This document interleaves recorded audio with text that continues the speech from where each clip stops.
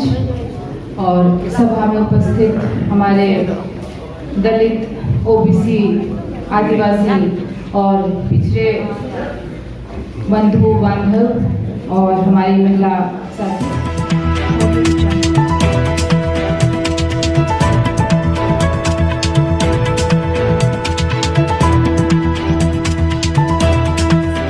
पर जो भी वक्ता ने कहा वो उसकी अपनी राय है, जिसकी पुष्टि नेशन न्यूज इंडिया नहीं करता। धन्यवाद। मैं क्रांतिकारी सलाम पेश करती हूँ।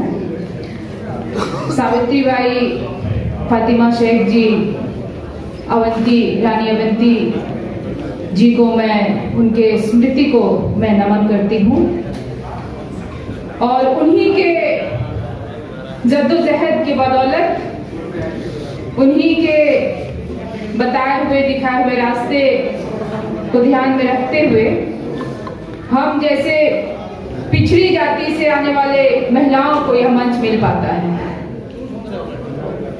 मैं सही में पहले दिल्ली में पढ़ाती थी, 7 साल में दिल्ली विश्वविद्यालय में पढ़ाई और मेरा भी हश्र वही हुआ जो लक्ष्मण यादव जी का हुआ और हम जैसे कई तमाम लंबी फहरिस्त है कि हम जैसे लोगों का क्या हश्र हुआ।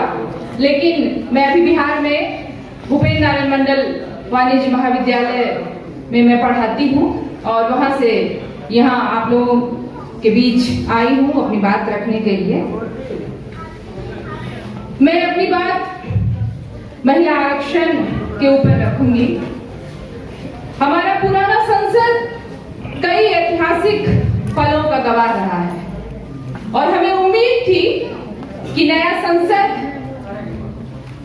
यदि बनता है तो उसमें कुछ नई बातें होंगी, कुछ हमारे हक की बातें होंगी और उसमें महिला आरक्षण बिल पेश किया गया। आप देखिए उसका नाम क्या है, नारी शक्ति वंदन अधिनियम 2023।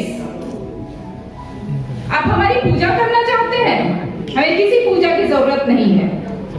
हमें उसी रूप में रहने दीजिए जिस रूप में पुरुष है।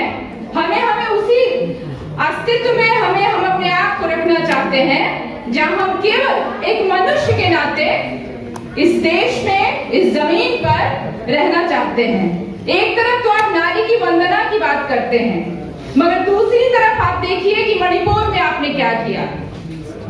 सबके सामने वो बात जाहिर है। आपने महिला जो हमारे साथी जिन्होंने खेल में हमारे देश को एक नया मुकाम दिया, आपने उसके साथ क्या किया। तो हमें वंदना की जरूरत नहीं है, हमें पूजा की जरूरत नहीं है, हमें हमारी अर्चना मत कीजिए आप, लेकिन हमें मनुष्य होने की पहचान दीजिए। हम मनुष्य हैं, मनुष्य के रूप में रहना चाहते हैं। यदि इस संसद में दलित, ओबीसी और आदिवासी महिलाओं के लिए आरक्षण की बात की गई होती तो देश में और दुनिया भर में हमारा संसद और हमारा देश एक मिसाल पेश कर सकता था। लेकिन यदि आपको यह बिल इसी रूप में पेश करना था, इसी रूप में लाना था, तो 1996 से लेकर हमने 2023 का वेट क्यों किया? आप में से सब लोग जानते हैं कि समाजवादी पार्टी, राष्ट्रीय जनता दल और तमाम ऐसे जो भी पार्टियां थी जो भी जान रही थी कि यदि महिला आरक्षण बिल आता है और जिस रूप में आना था, यदि उस रूप में आता है तो दलित महिला को, ओबीसी महिला को, आदिवासी महिला को, मुस्लिम महिला को किसी तरीके का कोई आरक्षण नहीं मिलने जा रहा है। यह आरक्षण महिला बिल के रूप में तो आया है, लेकिन यह महिला बिल जो है केवल ऊंची जाति की महिलाओं के लिए आया है और हम इसका विरोध उस तरीके से नहीं करते हैं। लेकिन यदि यह महिला बिल SC, ST, OBC महिलाओं को ध्यान में रख करके लिए लाया जाता, कोटा विद कोटा की बात की जाती, तब यह बिल हमारे पक्ष का होता, हमारे लिए एक नई मिसाल पेश कर सकता था और पिछड़ी जाति की महिलाएं उसमें अपनी भागीदारी तय कर सकती थी। अभी आप डाटा उठा करके देख लीजिए कि महिला, जितनी भी राजनीति में महिलाएं हैं उसमें किस जाति की कितनी भूमिका है, उसमें दलित जातियां कितनी हैं, उसमें ओबीसी जातियां कितनी हैं, उसमें आदिवासी के लोग कितने हैं, उसमें मुस्लिम महिलाओं की क्या तादाद है, और आपको डाटा मिल जाएगा। आपने पेश कर दिया महिला बिल, लेकिन जाति जनगणना को छोड़कर आप महिला बिल की बात नहीं कर सकते हैं।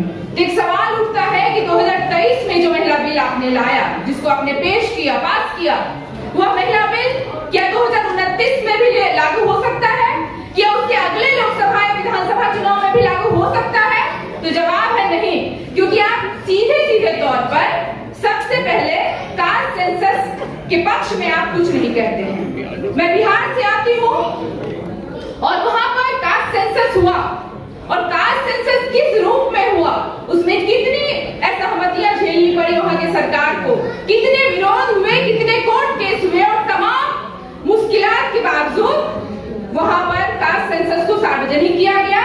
और हमने देखा कि किस जाति की कितनी उसमें भागीदारी है, किस जाति के लोग वहां किस तरीके से हैं। हमने देखा कि 10% लोग जो है वही उनके पास सबसे ज्यादा जमीन है, जमीन उनका, लेकिन जमीन पे काम करने वाले लोग कौन?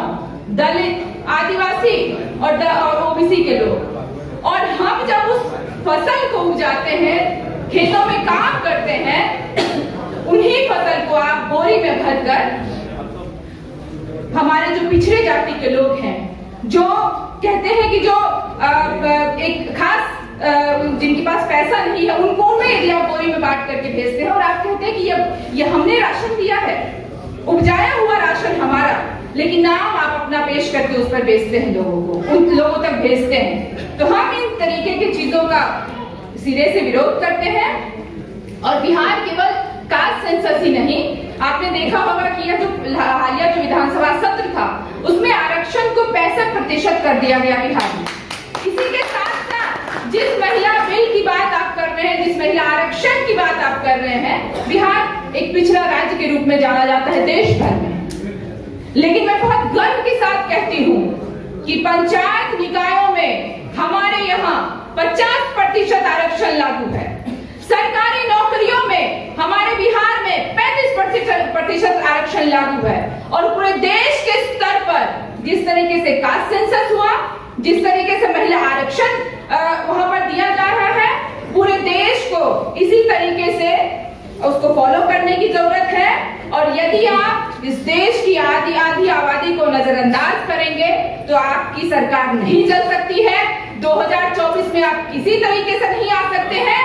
और मैं अपनी बात खत्म कर रही हूँ मुनव्वर राना के एक शेर से कि एक आंसू भी हुकूमत के लिए खतरा है, तुमने देखा नहीं है आंखों का समंदर होना। बहुत बहुत शुक्रिया, बहुत बहुत धन्यवाद।